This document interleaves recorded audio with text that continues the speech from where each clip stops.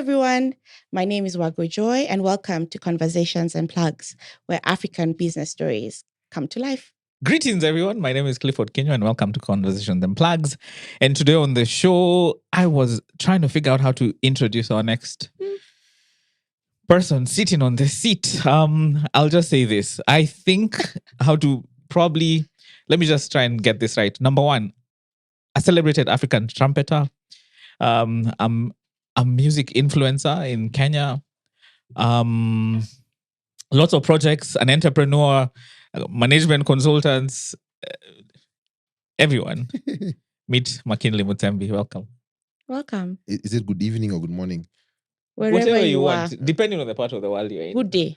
Good day, viewers. Good day. I'm super thrilled to be here on Hamjambo, Conversations viewers. Plug. Hamjambo, karibuni sana katika siku nyingine ya mazungumzo na plug. That's so funny because you actually grew up in Coast, right? Yes. In Kilifi.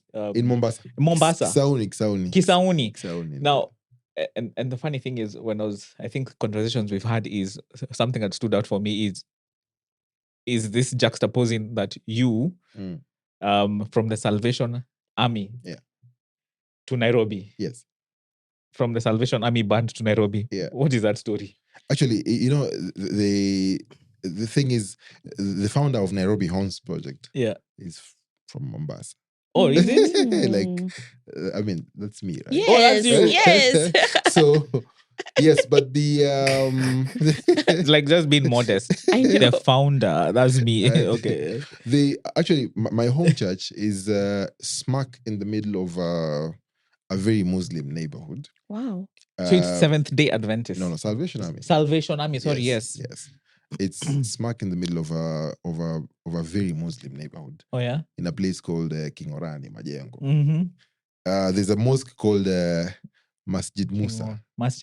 You've heard of Masjid Musa for all the right and many. For whatever reason. And many other reasons. Yes, so it's literally next to the church. Yeah. So every time the government had problems with terrorism, and if someone disappears from the mosque, our church will get touched.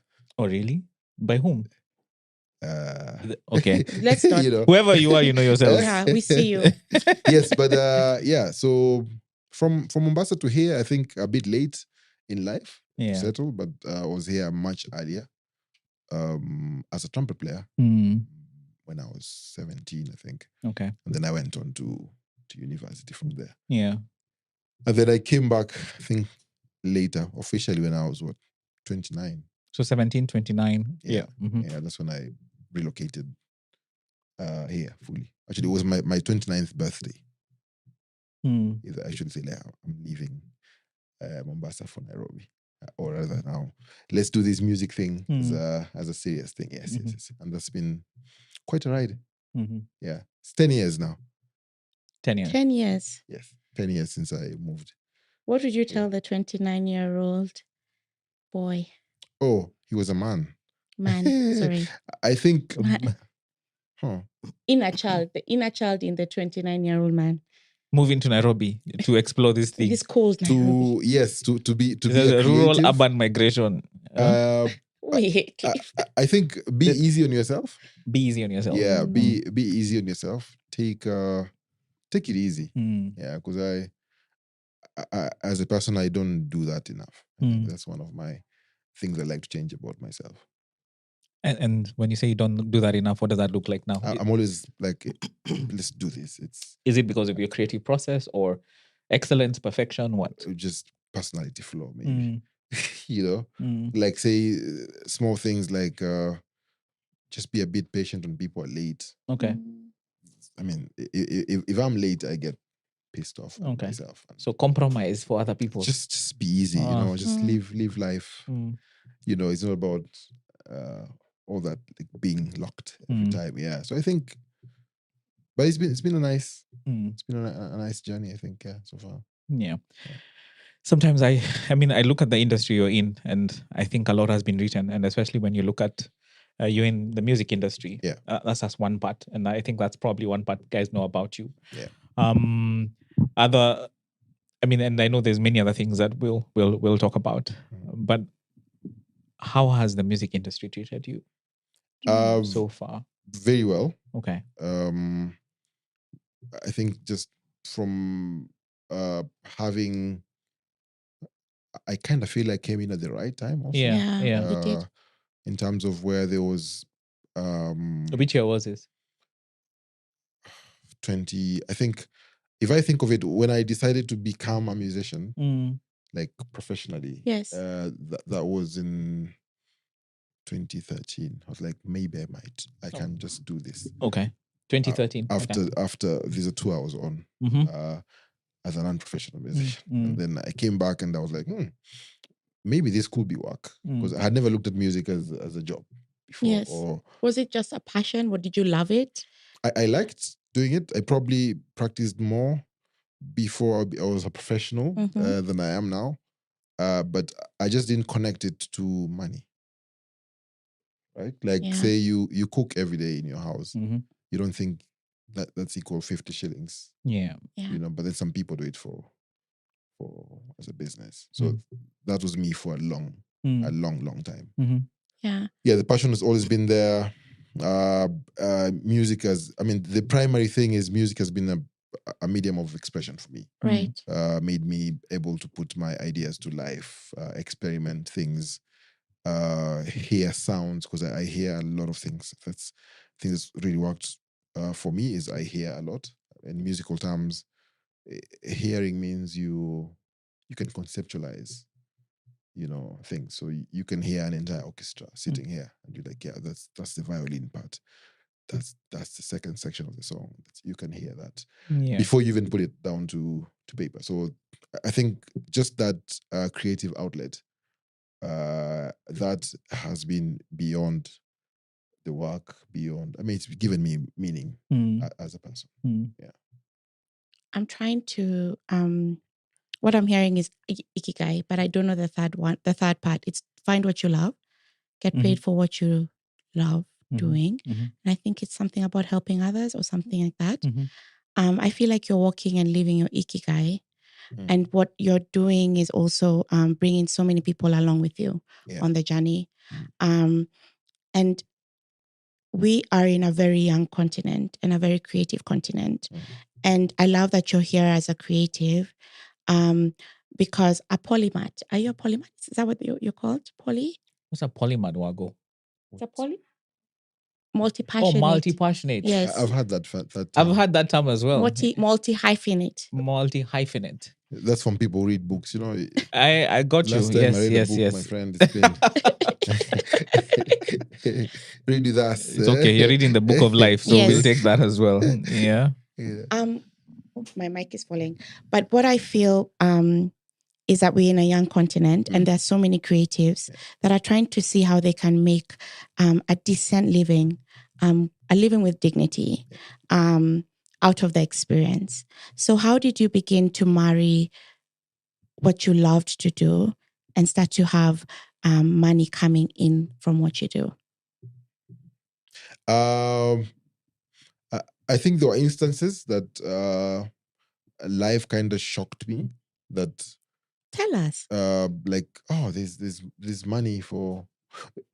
It's a very profound thing when someone gives you money, right?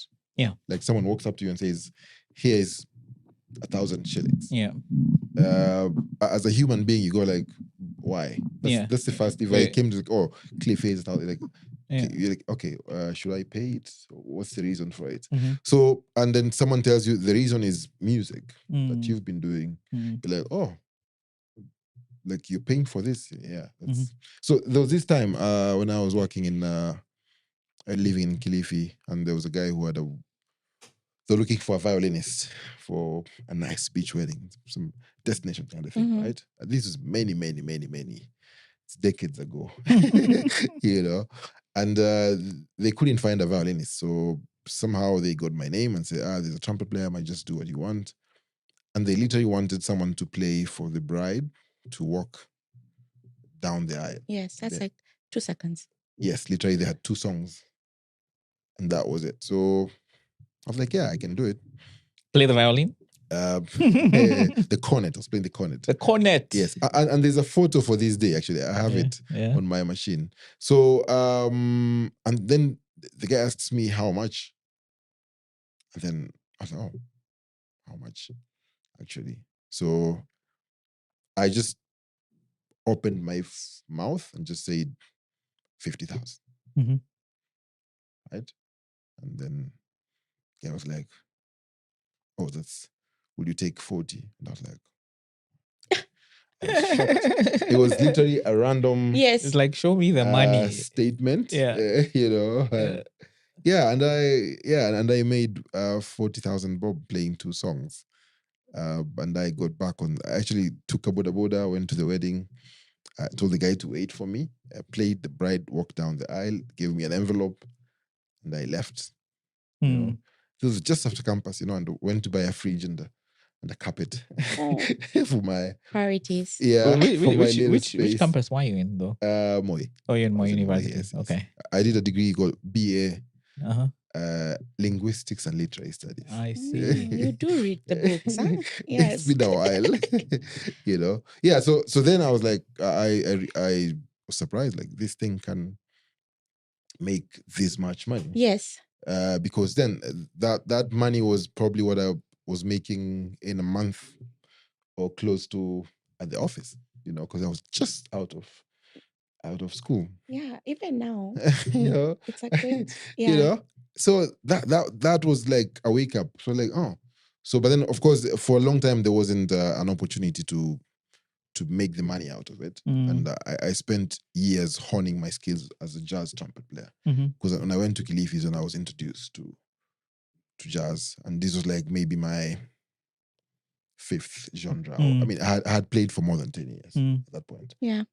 So this was a new thing. It was challenging technically. So the geekish side in me was quite excited to try to figure out how to play this hard, kind of stuff. Yeah. So I think that incident that I got the money from it, and then later on when I got on this tour and they were paying, I would have been happy to just go. Salvation Army tour? No, this is a tour called Out of Africa. Okay. A safari through magical Kenya. It was a play.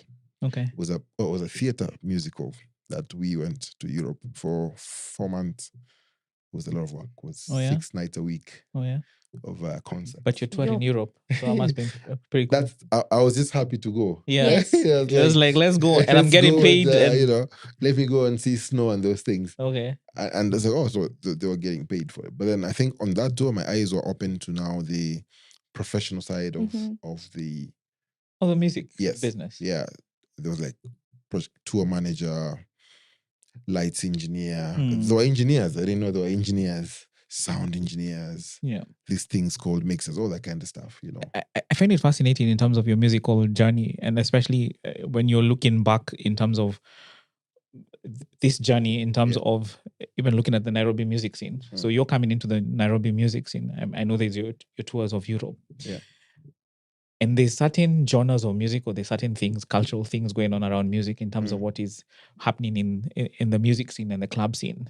And even in our discussions with you, there's been things in terms of how does a trumpet player become the lead singer, where you had bands where you had a lead singer who's a singer, but not instruments leading a gig. And what's that journey been like in terms of you shaping a whole industry as well? And what were your struggles? Like, how did that look like? Even before we come to the entrepreneur, like this is your musical journey. Yeah. That's a good question, because this has happened for centuries. Do you remember the story of the Pied Piper? Oh my goodness. Right? Yeah. Yes. Yes. So instruments have been used for fumigation as kidnapping children. And things. But yes, personally, first of all, I can't sing. Well, sang a bit, but I can't compare to Can't people. sing, hold a note. Yeah, he's just busy, my singing talent is really small, I think.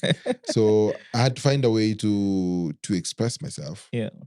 And I was most comfortable doing that on Yeah. the trumpet. Yeah. I mean, the trumpet is not the first instrument I played. Yeah. I played the trumpet. Actually, is the last instrument Yeah. that I played. Okay. How many instruments have you played? A lot. Yeah. A lot. Yeah. Yeah. Everything in the brass band. My first instrument was a harmonica. You know when your kids that Yeah. thing do.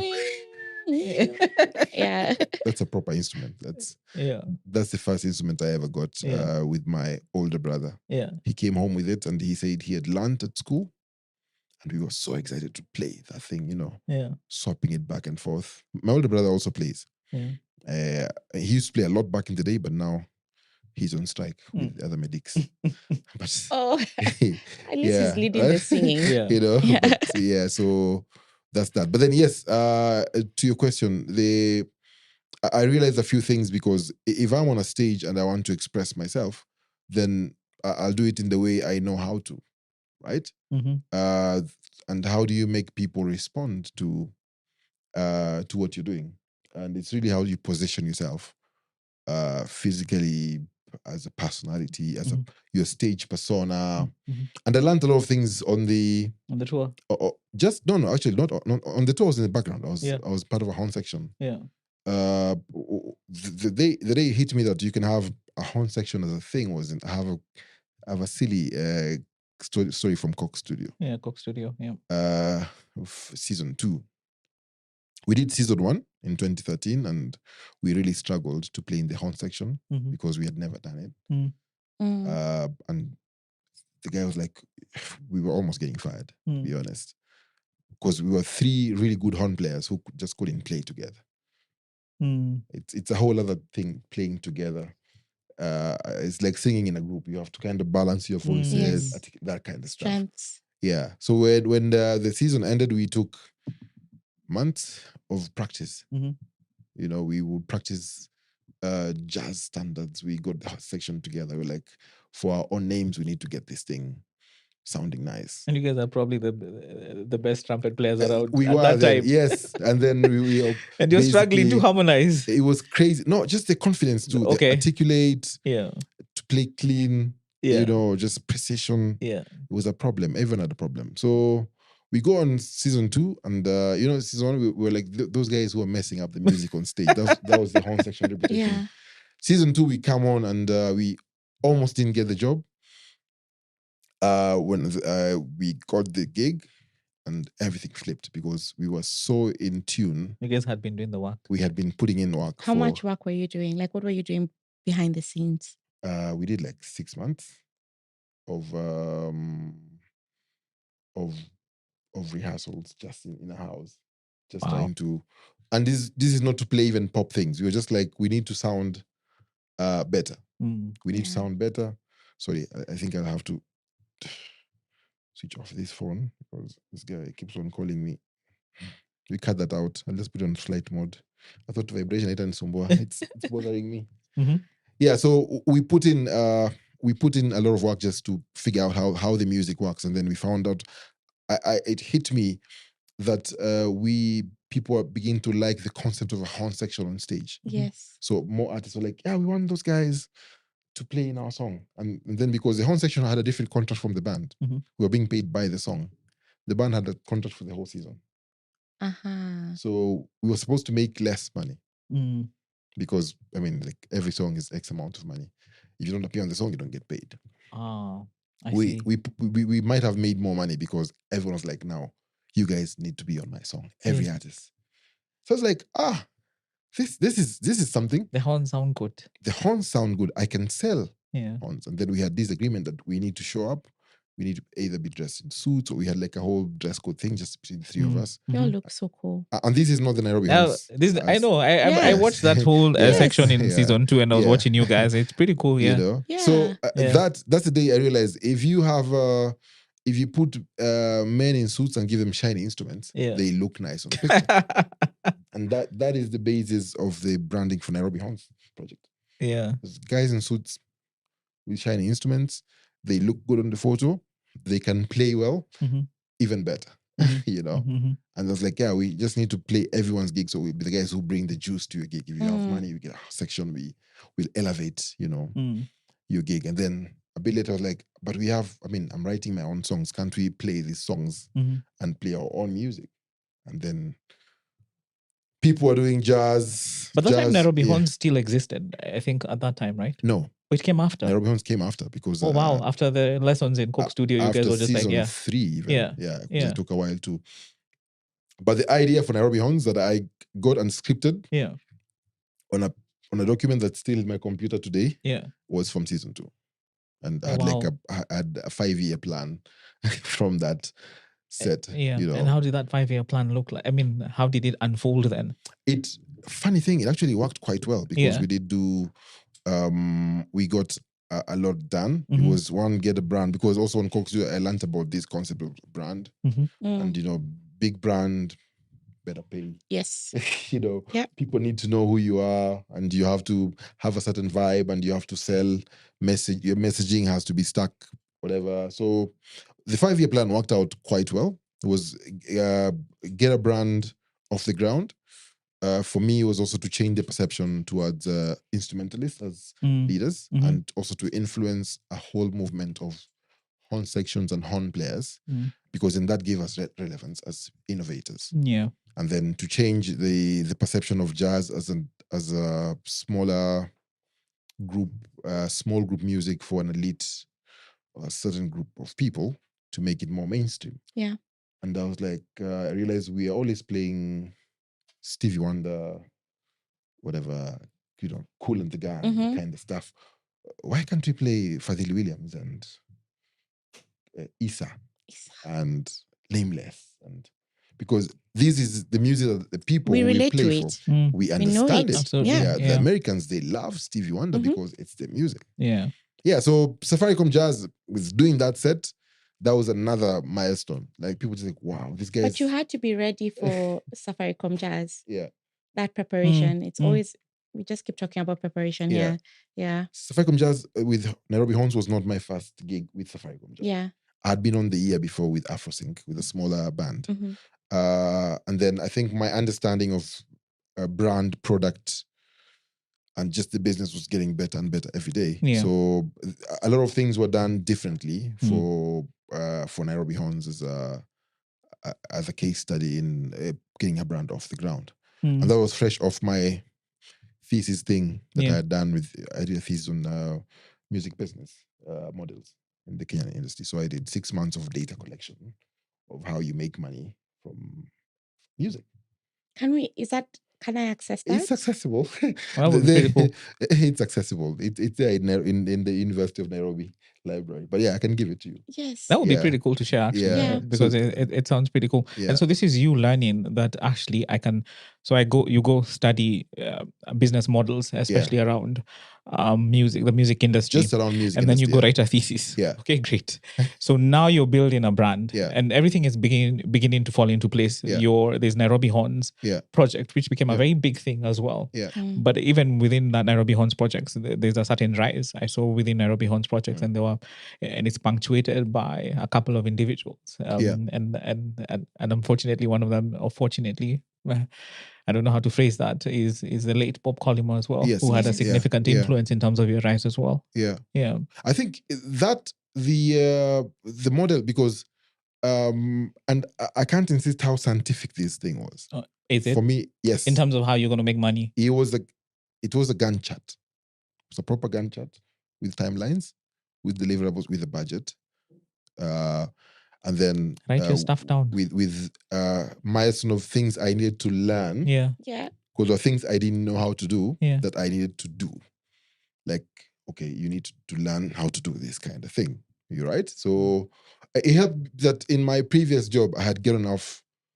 Nairobi Horns is not the first thing I've gotten off the ground, so that helped a lot. You know that in my previous job I got an NGO off the ground from scratch for 5 years and built an award-winning organization from that still exists now. It's 11 years since I left, and it still exists.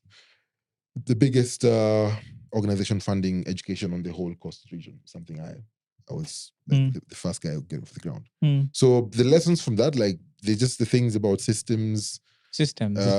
And I learned under scientists. The guys who I work with were all research scientists when I got off the ground doing that NGO thing. So systems, data,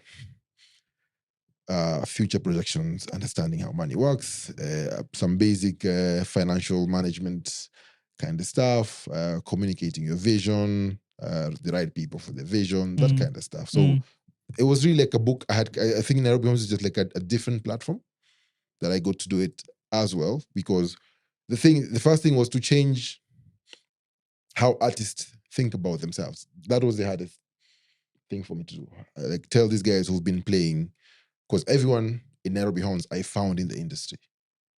Were they doing their own gig or? They were all working with different artists as backing musicians. I see. Yeah. So I was the guy who arrived in town. Right. But everyone was here. Right? So what are you telling established guys who've been playing? You're a backup vocal. I mean, your horn is in the back. If you're in the back, then you're in the back. Okay. Yes. And if you're in the back, and if you play in the back, generally you will act in the back. You will dress in the back. Yes. You'll project in the back. Not just musically, just generally. Yeah.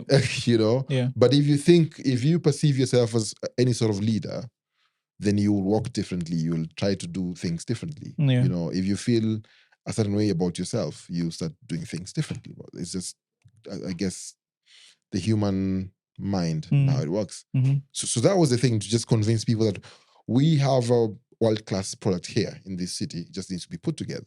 And it took me over a year to get that band together because people refused to join. Oh, really? Yeah, people had their own gigs in small places. They didn't see the vision to get on this risky bandwagon of... and the thing was like, so let's say the business, right? The jazz scene was the cafe. 3-piece bands in the corner, drinking coffee, playing covers from whatever. The jazz band was not a band on the big stage making people dance. It wasn't playing African music. It wasn't, they were not like a pop star. There was no personality that much from different places, you know? So just like that energy, that was not there, you know? So telling people to flip this. So you're telling people to have a different mindset shift when it comes to how music has traditionally been done. Yes. Okay. You have to, I mean... And it's your vision. So you see it. You've done the work, you've done the business model, and you're like, something needs to shift here. And this is... If you look at it in terms of people we call visionary, personal branding, for example, many more people know Elon Musk than SpaceX. We buy into Elon Musk. Absolutely. We bought into Steve Jobs, into... So who leads first? Is the individual's branded? Okay. Yes. You hate, you know, or love things because of the people who carry these things, right? So if, like, say, what they call the charismatic CEO, I guess, these people have been able to like, what Elon has done is he's built a personal brand that is so strong that it's carried the whole business brand of his personal brand. Yeah. Right? Yes. And we've seen that locally as well with some CEOs we can mention that, since that guy left, I don't know which company. We don't know what happened. Yes. It's not the same. The company could be making more money now or even thriving. But like, since Cliff is no longer there, we don't feel like... the organization feels soulless or something is missing. That company changed. Yeah. But that's the power of personal brand, because personal brand sells vision. Personal brand communicates. Right? Otherwise, it's like when you're saying you're leading the company from people don't see you. Yeah. People don't associate, things with you. Mama Mboga is a personal brand. Yeah. Wanjiko. They represent honesty. Yeah. Hard work. They represent hard work, freshness. Yeah. Yeah. Every time you say Mama Mboga, you let your guard down immediately. You don't negotiate. Yeah. Those groceries. Yes. There's a way you react to Mama Mboga as a brand. Yeah. And when you hear Fundi Wanguo, you tense. I know that handwriting for that tailor. Yes. So it's just the power of that. That's the power of brand, Yeah, and absolutely. the things that I've learned most that I didn't know at all before the music business, if I may call it, is branding. You know, that's probably my biggest learning is not just converting, but really, what's the brand? What's the brand? Yeah, what's the brand? So I've over the years become obsessed with. And what's the brand? Is what are you communicating? You know, what are you putting out? Because people respond to this. You know, and sometimes because my personal challenge was I don't like the limelight at all. I don't know how to put this. As a guy who was on stage with Nairobi Horns, speaking in the mic, I had to convince myself that people can't see me for me to be. You know, so if you say hi to me, I'm like, oh, someone said hi to me. What do they, you know, it that evolution has been interesting because nowadays I see you on stage and I'm like, who's that guy? He's a beast. It's just amazing. When I go on stage, I switch on. I have learned, let me tell you, I've learned everything I do on stage. Something, I mean, might look important. When I was chasing the trumpet chops, because you have to have your technique as an instrumentalist. Apart from your charisma, you have to know your instrument, and when people hear you play, people will know. You know, I know that. They'll know whether you know your craft. Yes. But isn't that with a lot of many things, whether it's a job? It is, but then we play on a stage. Right, actually live. You elevate us on a platform. It's not me going to do the work, then come in. It's like it's live. I'm doing it right here, right now. And the results are instant. There's no monthly review. You know, so I when I got into this practice, because I have done my fair share of crazy things practicing, and I got quite good. And then I would just go on a stage. I remember where I had a mall gig somewhere in Mombasa, and I would just focus on the microphone and I would play my head out. And then I met a trumpet player who flipped everything I thought I knew about trumpet playing. I see in the 2012, on the blogs, on the internet, the Pied Piper, the Dizzy Gillespie of hip hop, the Pied Piper, Kenyan trumpeter Awora Runga is blowing up in the States, right? And I like reaching out, like, Awora, how are you doing, man? I'm a Kenyan trumpet player like yourself, you know, you're doing good things, you know. Nice to meet you if you ever come. Yeah, and then he responded like, hey, oh man, that's nice. If I ever come, we'll hook up. Few months, wins a Grammy or whatever, tour. I was like, this guy. So 2013, Award comes to Kenya. Coke Studio, season 3. I was not on that season. But I went on the week he was here, and I see this guy with a vest on stage. He has such a commanding presence. You can feel it. I have never seen an instrumentalist with such commanding presence. And he's a very small guy. Huge personality. And I sit and I watch him because they're doing the remix, Ligiso Rabbit. Yeah, he was the MD for that week. And Award would play until he literally collapses on the ground. Like every note he will put out will be like 150% through every note. The drum hits, he's up 5 feet in the air, you know. You couldn't hold him on stage. He's moving on the stage. BGs, think of James Brown, but crazy. Yeah, and then he gets upset. Oh, I'm Mackinlay. Oh, yeah, it's nice. So we meet in Nairobi, finally. And I was thinking, oh, he's a showman, right? And then I tell him, there's this song I've been writing, you know, if you'd like to, I'd like to play with you in studio. And honestly, no one knew who I was. And the word is like, when is studio? I was like, tomorrow night. Like, yeah, I'm coming through. Wow. What if you didn't ask? And I spent 10 hours in studio. With him? With him, recording this song that I've never released. The story of Mackinlay's life. Gems just... Nothing, just buried gems. Yeah. You know what happened? Yeah. In studio, I was shocked that he was a complete trumpet technician. Like, he is such a beast of a musician. On the horn, forget the lights are off, the razzmatazz is gone. He's just a guy playing a horn. The guy has mastered his craft. And he has an amazing sound. And we did these songs like, do it again. It's my song. I'm happy. No, it's not right. Guys, we need to get it together. Let's do it again. Guys, it's not. For 10 hours. We did that. We rehearsed, we prepped it.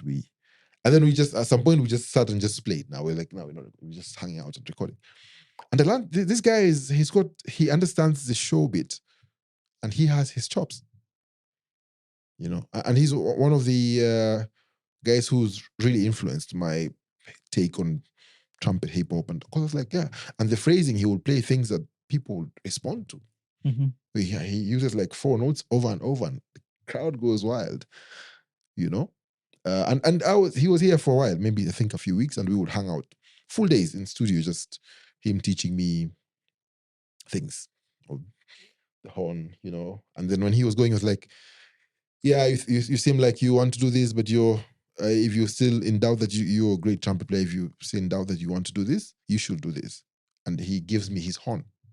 He left me his trumpet. It's like, this is my... The birth of Mackinlay. Yes. This is my Grammy. And that was trumpet. 2030. This is 2013. 2014. 2014. Yeah. This is a year later. Right after you... Yeah. That's when I was... Like right after an affirmation. Yeah. So, and I learned so much from that guy in terms of, because we would rehearse in West T and then we would walk to Lavington. So this was like your life-changing experience that completely Just changed. for him he brought the pop to a place I understand. Yeah. Because naturally I'm not a pop star of any, that's not really where I'm a guy who wants to play my horn. Yeah. But he was like, you can play your horn and still be. Yeah. But you need to understand performance. Yeah. Performance is not how good you're on an instrument. No. It's putting up a show. It's an experience. You're curating an experience. Exactly. Yeah. So the thing with like Nairobi Horns shows, like the band can play, like the energy, you can feel it on stage. People can do things like this. You know, the performance, the first gig was 45 minutes. After that, I couldn't even stand up because we put everything on that stage. I remember Victor, he just playing the trombone. He lay down and started playing the trombone. I was like, oh. And then Rabbi was on a speaker off the stage, like he wants to jump into the crowd. It was wild. But then we were making a statement that I was saying, guys, the day we come out, then we come out. So you guys elevated the craft. You guys knew exactly we have to be really good at our craft. It was very deliberate. Everything. I'm excellent at what I do. And then now... Everything was like, have you thought of this? Have you thought of the dressing? Have you thought of the music? Because the thing also, as musicians, you want to play some complicated things. How do you make them in a way that the crowd responds to them? Yeah. You know, and we were opening for Hugh Masekela. And you cannot come subpar. And I had a song that I had composed years before called Mr. Masekela. And that was the first gig for Nairobi Horns, and it was a magical... Did he play your song with you guys? No, he was just he was like, yeah, it's nice. Okay. You know. So the craft is many things. Is just like is the business. Is your product, is your marketing, is your... So that's you building the Nairobi Horns project, but it's the brand, product. Yes, because I built, because for the first 4 years, there was no social media person. Yeah. I personally did everything. You're the entrepreneur, you're the cleaner, everything. Everything that went out from Nairobi Horns, the press statements, social media, even small things like Nairobi Horns has never had a photo that was not taken by a professional photographer. One. Excellent. Just standards. You know? Because before that, when I was playing in other places, people would take these phone photos and they're like, oh, it's rubbish, and you can tell. They look. Yeah, there's something wrong. Yeah. They look bad, or they're not up to standard. So, well, the phones have changed. Yes, now things are, But then just that, because people invest in, if you invest in the craft, if you build this sound that shocks people in Nairobi and you put it online consistently, you're going to tour with it. It's a science, it's scientific, that stuff. Yeah. Yeah. So the business, I think, and it's just in every business, if your product is consistent, and you're communicating brand, which is communicating that we have this thing, we have the best hoodies in town. Yeah. Every day you're like, our hoodies are the best. Every day you're like, these are the only hoodies you need to have. Yeah. Every day is, do you have our hoodies? Every day is like, our hoodies will change your lives. But you know what? Let People me will tell start- you. yeah. I just feel that there's a journey, there's been a process. Yeah. However, looking inward, I felt that your purpose those are story of your purpose coming out first before you started to, your purpose was then now tied into your vision. Yeah. That brought the people. Yeah. That created the presence. Yeah. And the people and the brand and the music that was Nairobi Horns. So I want to go back to purpose building because if we didn't do the purpose, then we wouldn't have understood why 6 months of data collection is important in order Or for you 6 to months be of rehearsal is important. of your craft. You just sit Exactly. and build on that. So let's talk about purpose building because that is core and it varies from people to people. That's true. But the process somehow I brings think out the same output. Not the process, how do I say it? Purpose is vital. understand Yeah, you. okay. I understand you. All right. You need to have let me rephrase what you say. You might have a fantastic piece of equipment called a car, right? V8 engine, whatever makes a good car. But then someone needs to drive it Yes.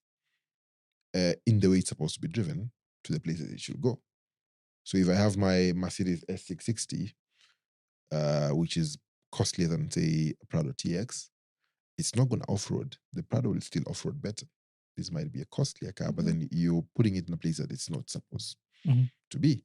Because that brand, that build, customization, seats, whatever it is, it serves a very particular market for a very particular purpose. The people who are buying Mercedes, they're not buying the car. Yeah. Right? They're buying something else. They're buying the purpose. Yeah. It's like, this is how I need to be appearing in this. Yeah. Or, the off-roader is like, I'm a complete off-roader guy. This is who I am. What are you bringing to the meeting? Oh, I'll be in my VX. And it still works for both of them. Yeah. So I think in terms of purpose makes things easier, especially when the things kind of feel like they're not working, then the faith kicks in because faith is built on purpose. Yes. Yeah. If you feel like you're doing what you're supposed to do, the choice for me to say yes to music, because it's the thing that I knew very early in life that I did really, really, really, really easily and naturally. I mean, I have scores for 15-piece brass band parts that I did at 14. That's 14-year-old. They're there, the yellow with age. Wow. All right. So when I was 12 and I joined the brass band, and it didn't take me a week to realize, it's like the world opened. But this is you at 14, but you already joined. This is a way of life for you when you're younger. So these are things that are shaping you already in terms of music. But the thing is, I didn't want to go to do music. Yeah. You're busy doing management. You're busy working for an NGO, etc. Okay. As a 12-year-old, I didn't ask my parents to take me to Were music your parents class. musicians? No. Okay. It was the brass. It was Salvation Army. But even then, I didn't join. Okay. So what happened is it was my mom, because we grew up in a really rough neighborhood. The biggest problem if you had boys, and she had two, was drugs. Yeah, and this is Mombasa, of course, violence. coastal. Yes. Yeah. So and then just chilling, the coastal way of life. Yeah. So being a proper African mother, she registered us for the brass band in church. Absolutely. And said, you begin to see the early beginnings. Yes. Your mother influencing you already in terms of music. You guys will join. Not do you want to or not? No. I have informed you that Saturday. Go play and walk in the streets that's with the the brass thing you're band. going to do. So I didn't go for the first rehearsal. I was like, nah, it's not my thing. Yeah, then my mom did her thing. Yeah. It was a long lecture of, whatever. And then I went. So when I went to the brass band, right, I had done some music. We all did in art, craft, and music. Yeah. One day, and those things we didn't understand back in the day.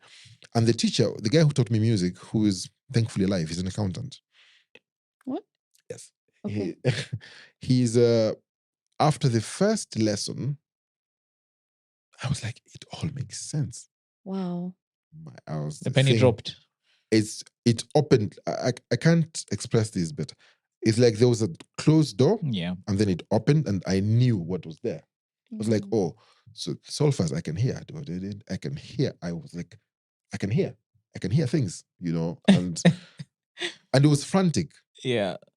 Like it was frantic, So because I had to, like some things, I had to walk to school every day. I would walk 14 kilometers to my high school every day. Mm-hmm. And Wait, one way? no, 7. Okay. Yeah. That's still a lot. Yeah, it was alive. But it was normal. I had a lot of time to practice my music. Yes, you did. I would sing. And the sounds. Yeah. On the street, I would play the solfas. I would do my fingering, like obviously the euphonium, and I would write things in my head. I would hear the things, and the journey to school will just go by, and I started playing off script. I did so many things. People were like, he's a musician. Yeah. But still, I didn't pursue the musical journey. I went to school like any other good Kenyan and chose something else to do. And, but what puts me on this path, because the conversation, a few things, but the one of the first ones, I don't know in which order was, I remember when, at the time that Steve Jobs passed on, it's time that one of my friends from uni, he lost also his older bro to cancer, and we were very close to that guy. He was our older bro, because we used to go to his shop, hang out, and the guy just went, right? And Steve Jobs also. And then I was like learning about Apple. I had like a MacBook. Yeah. I had a small Apple. So I was like getting to Apple. And then I watched his speech at his old college, and said something like, if he said he lives every day like his last. I don't even know that speech. He said, I live, that a very thing. famous speech, the one you connect the dots forward, dot backwards. The Stanford commemoration particular speech. speech Yeah. And my pa's bro had just died from cancer. Oh wow. Yeah. And I asked myself, because then I was like getting cancer aware, and I was like, if they told me today I have cancer, what am I going to do? Yeah. I was like, oh, it was very clear what I'm going to do. I'm going to play music. I was going to quit my job. Yeah. And then if I have 6 months, I'm going to live in a studio and just record stuff. And that's been your life ever since. And then if I die, it's fine. Like, because I was like, all of a sudden, I wanted to leave music more than anything else I see. behind if that happened to me. So that was one of the catalysts. I mean, but you can begin to see the and I can begin to see that journey in terms of your purpose. One of the things with Wago, we kind of, every guest who sits here, is it's so funny how your environment and your childhood shapes who you are, whether you like it or not. Your mom was very influential in terms of you getting into music. Thank you, it really does. Mom. Yeah. And then we're just observing you in terms of this time frame. Now that's the Mackinlay, the creative. Yeah. Now the most important thing, and I mean, and everything connects, and especially now you're building a brand. I know there's Afrolect, which has been a big thing. There's Mackinlay, the brand. Yeah. There's Nairobi Horns Projects, the product. Yeah. Right, and you're building other products as well. And it's interesting, like, and especially in this space you're in, what's that evolution currently?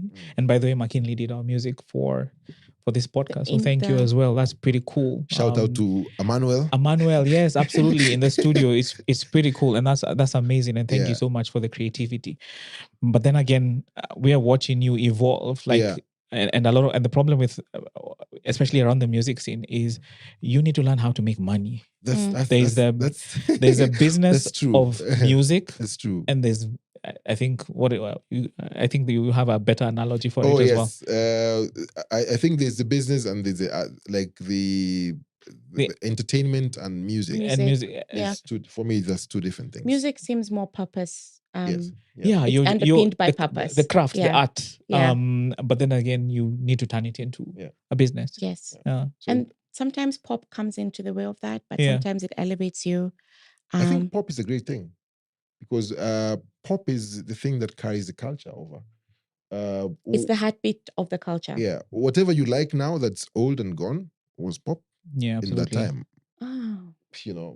I'm thinking of a different... Okay, yes. So Mozart or whatever, that was pop. It was pop. At that time. That was the thing that was popping. Correct. So now it's maybe become more niche, but then it's what... And I think it's important for you to get to a place where you impactful in whatever small, And I think as an artist, or even as anyone really, I think honesty comes through. You know, if you do your stuff with honesty, the honest truth that this is who I truly am, people see it. Yeah. You know, if you're honestly like the best shoemaker, people will feel it. Yes. There's just like, I went to Wango's shoe shop and it's different.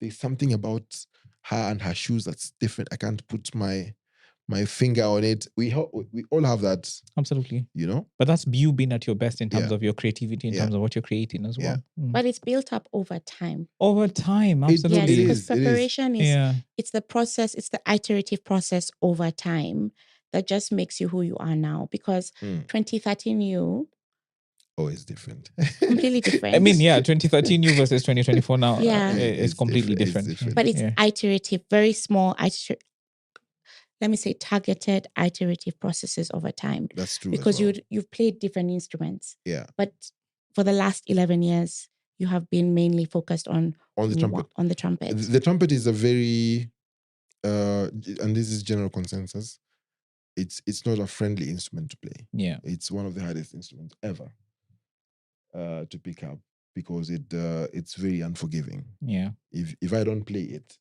I'll know. For 2 weeks, even now. What, really? Even now? I just thought like a bad trumpet note you'd know. No, if I don't play it for 2 weeks, you might even tell. It's because your lips give up easily. And the trumpet is strange because the work happens on your lips, not really. I mean, your hands, yes, but you actually sing to the thing, or you buzz your lips, or whatever we do that makes a sound. The trumpet needs you to have, there's a position it sits that people get dense, whatever it does. You get a droopy lip thing, you know, and that's great trumpeters players stopped. Louis Armstrong started singing because his lips gave up. That's why he became a singer. Oh, wow. Yeah, because so world-beating trumpeters have gotten lip injury and their careers have stopped. Unlike lips that injured. You know, if the trumpet depends trumpet on your teeth. Correct. If you lose your teeth, you can't play it again. If you get new teeth in, you have to learn to play it afresh. It's so weird. I'm trying to figure out my lips, and now I'm understanding. It makes sense because your lips kind of rest on your teeth. Yes, absolutely. So you put that's what you do exactly. Every time it's just putting the thing on your teeth like this. You know, so it's the mechanics of it. I'm not saying other instruments are easier, but physically, it's a very inconvenient instrument. Yeah. You know, it feels like you're blowing into a straw. Yeah, you know, I'm interested in how when you look at the brands that you've built now. Yes, Mackinlay the brand. Afrolect. Yeah. How are you guys shaping the music industry? How are you shaping the business of music? Okay. Because I think exchanging value is a very hard thing for a lot of musicians to do. Yes. And even many businesses, not just yours as well. How are you shaping that in terms of, I understand this is my business of music. I understand I'm an entrepreneur, but I'm also a producer, but I'm also a performer. Other things, How is that taking shape from your business model perspective? And then what do you see over the horizon in terms of how the music industry is actually moving around systemic issues that ail the music industry? Are you guys coming together? Are you guys still being kingpins in your little caves as well? It's important. Yeah. I think if I look at the brands that we've done,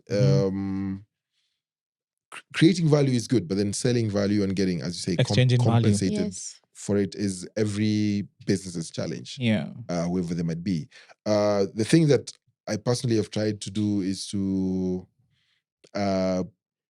continually innovate. You know, products. Yeah.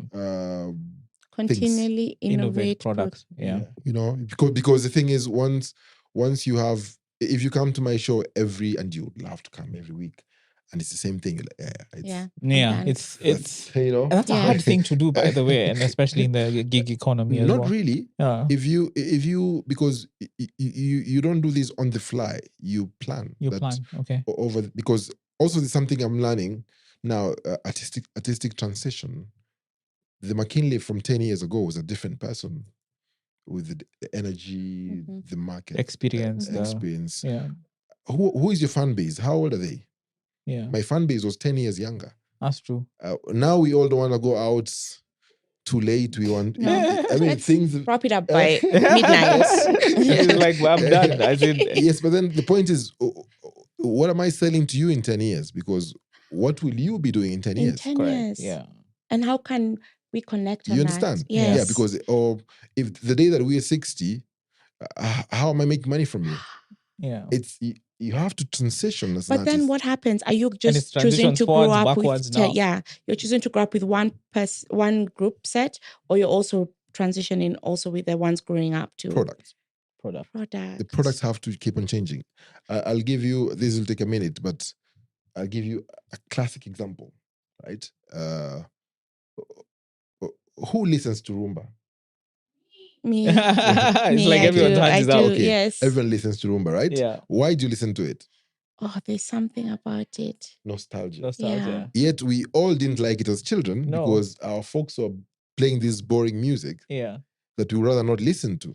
Yeah. Oh. But now we are at the age where our folks are old, Yeah. they're maybe not in very good health.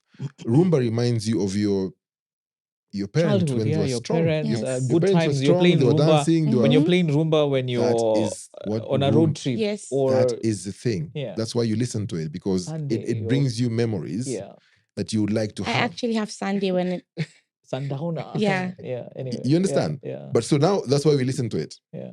And yet, if you look at the Rumba market as a market, from a performance, Yeah. the people who consume Rumba, are they driving? Now this is let's profile guys, Okay. which is a Yeah. bad thing to do. archetyping. Yes. Yeah. Is Rumba being played in a Pro Box or in a V8? Oh. Most likely. Which one? You have to choose one. I don't know. Both? No, you have to choose one. V8. In a V8, Yeah. right? Because this guy is sophisticated. That's so true. This guy is Actually, you understand? it is a V8. He's 55, 60. He's doing the yeah. finance. He moved from whatever he was. Yeah. He's now in Karen. Living his best life. Right? Yeah. Self-actualized. Did the Rumba bands move? No. Does this guy have access to Rumba live?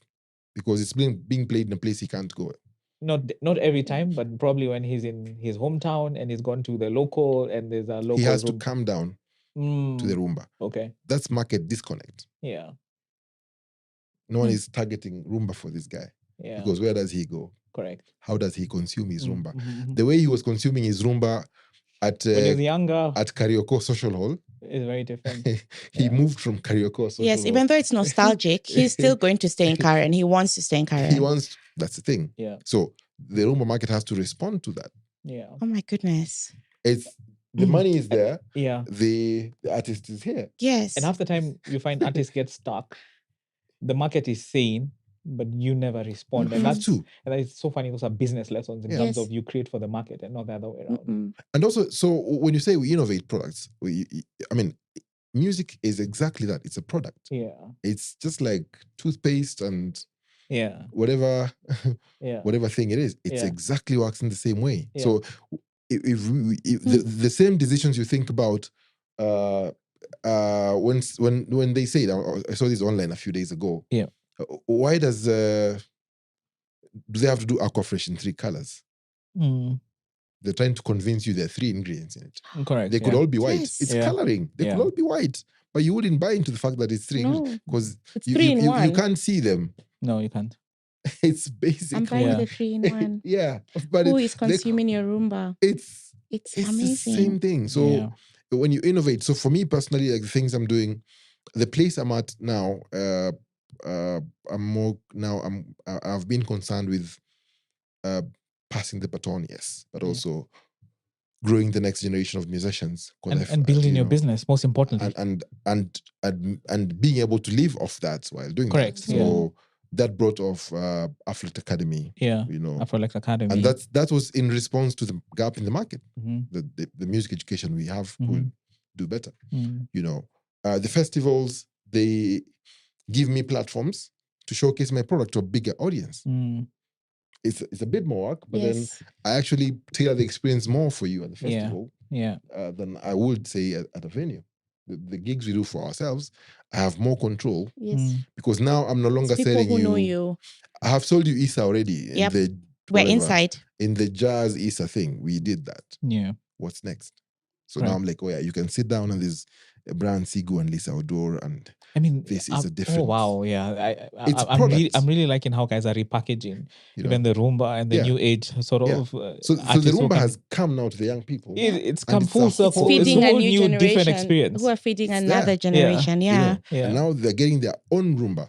Correct. But it's so beautiful to watch you It is, become, You know, because I've attended some and I Yeah. love, it's just amazing. It's so creative and it's such a breath of fresh air, but it's still grounded in things I know and music things that I are have familiar. grown up Yeah. with. That's true. So you have to like really literally sit down is and beautiful. ask yourself, what am I doing in 2030? You know, A lot of things we take for granted No, or don't plan my- for. when you're 65, you're not going to have the energy. It's just the truth, and For the teeth. we know that. Or the teeth. Or the knees. You know, or the knees. Yeah. It's true, and we know it. Yeah. And we can plan for it Absolutely. now, because then because the thing that COVID taught me is music is as important as medicine. I didn't think it was before. By the way, we were really starved of entertainment I- during I- COVID. I It didn't was think it was. unbelievable. Actually, after COVID, I felt like I'm doing something more meaningful. Mm. I was like, oh yeah, actually, this is like You might not be a doctor saving Essential. lives, but your That's the You're thing. saving mental hearts. health, you're saving hearts Yeah. thing. and But then marriages. also, you And see, Yes. the pandemic, what it did is it's fast tracked the new world order yeah. in terms of consumption of content and use of And even music. On demand. even in terms of appreciation of the creativity space, It's a different thing.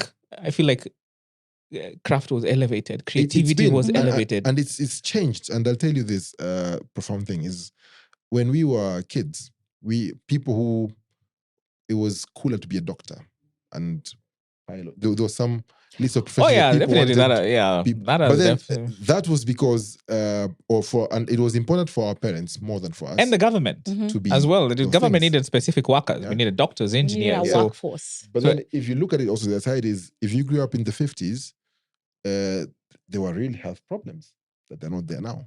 So doctors were really valuable people. absolutely. Engineers, there was a lot more to sort then Yeah. as a doctor Yeah. than maybe. I mean, you're important. You were keeping understand? people. Yeah. Yeah. But now, content creators, musicians, it's been elevated, now being put on a pedestal. Yeah. That now people are like, these are the things, because it's what society depends Yeah. that decides it's important, that they apportion value to it. Yeah. Yes. And now the value of creatives Mm. has gone up. Has gone up.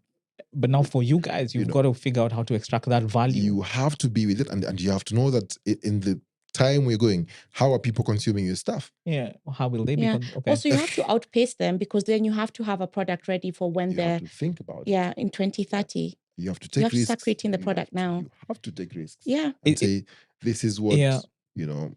Do you still data collect then? I don't think you ever stop Yeah. Yeah. doing. I mean, not like I did before, but then How? if you look What are at your it, methods? it's just observation mostly, because when you're in the spaces that we are in, because we are out there a lot and we meet people. Yeah. So one, as a musician, this bad habit I have is I play with my eyes open. Yeah. Like- Watching, observing. Even a movement of a hair in the room, I'm like, there's some response coming from there. This is what I should do. I literally do that, like when I'm doing a set for a gig. That's what I do. But then just generally, you think about, when you look at the trends, and music is more powerful now than it's ever been. True. I agree. True. Than it's ever been before. Ever been. Because everyone has it, needs it on their phone every day. But it's very, I get that. But yeah. Just to segue into that, like something has happened recently where I was talking to some guys who are a DJ, and some guys who are trying to create events for themselves, experiences. What's actually shifted as well, even amongst the younger demographic, is you can have a club, but they're not coming to drink like the old people used to drink, which is I want to drink till morning. They're chasing experiences. So what's happening even in the bar scene and the club scene, and that's where even people like Gecko are becoming so relevant, because what's happening at Gecko is, for example, Gecko has been curating amazing experiences. It's different every time. Yeah. One day you're seeing the casters, the whatever's playing at, you guys play there as well. I think the other day you were telling me there were like 500 performances at that little thing. Yeah. But what's happening in the music scene, and that's affecting bars as well, is they're struggling. Because patrons are just people don't come into drink. The young people are not behaving the same way Yeah. that guys used to behave, which is let's go dunda till morning in the same club. It's not happening. So clubs are also struggling to curate experiences as well. Right? And at the heart of it is music. Yeah, apparently it's a real thing. They're really struggling. The scene has shifted as well. If the human being, I mean, we change clothes not because they have a problem. We're like, oh, now we don't want this type of clothes anymore. We want this type of clothes. We always changing. We're always shifting. Yeah, absolutely. We're always shifting and it's huge. The market shifts. And you've got to respond. When you study, I've done a lot of study for fast food brands in the States, because they're quite well documented from how they came up. And I like watching those things. Yeah. And you see that people just stop eating certain things. Like, we don't want to eat that chicken anymore. We want this coated, marinated, fat-free. We don't want fat anymore. Yeah. Now it's sugar. Yes. Sugar is the enemy now. Yeah. You have to be on it. Yeah. I mean, the brands that have stayed for long enough doing that stuff, have been nimble always enough, have to reinvent. active enough. Yes, you have to. Yeah. Pivot quickly. Yeah. So artists, especially, there's a tendency we can get stuck in, like, this is my art, this is me. But isn't that life? Generally, you're just stuck in terms of where you are, because it's familiar, it's comfortable, it's what you know. But meanwhile, the market is shifting, your value is shifting, you can't make money anymore, or new audiences. New audiences. That is where the thing is. For me, that's the leading. If you hear me play every, I don't know, 5 weeks or 2 months, are you gonna come every time? And why? That's what I have to answer. Because it can't be the same thing as listening to 2 months ago. That's the thing. You're not gonna come back. Yeah. Right. That's been amazing. Every good thing has got to come to an end. I think, Mackinlay, it's been an amazing session. I think we will have you back here. I just feel come back. I just feel like every time we just start to just get into like the I think really let's come juicy stuff. talk about brands, because now what I've the take home from my explorations in my biggest learning has actually been, and I'm not traditionally a marketer, is how to understand how brands work. Absolutely. Because now, as of this year, now we started working with brands. To actually do strategy and the thing that I also stumbled upon, whatever is, like, brands just need music as a brand tool. Like, that's what they need. Take 5 is owned by Tusker from the 90s. That's what you remember about that. Yeah, that's true. It's the music. It's the music. That's there. It's the cue. It's the they're called mnemonics. Say ding ding ding. You just know that's Coke. Coke Christmas or whatever it is. That's the thing. Santa Claus is coming, like mnemonics and stuff like that. Yeah. So I've been working on that as well, just in this new space, and trying to understand, and also getting a client base. Yeah, absolutely. We must have a masterclass on brands as well, in terms of how to do. So I'm learning. Positioning. I'm learning a lot about trends. Absolutely. Staying ahead of it. Yeah, I'm learning a lot about that. Yeah. So thank you so much for having me. Absolutely. And this was short. It was not, but it wasn't short. It just means that we have a lot more to cover. And thank you for your time. So I think it's a wrap. Please follow us on our socials at Conversations and Plugs and at Convos and Plugs. And I think at some point our website, where we want to post quite a lot of content at Conversations and Plugs, conversationsandplugs.com, right? So it's a wrap. Thanks. Thank you.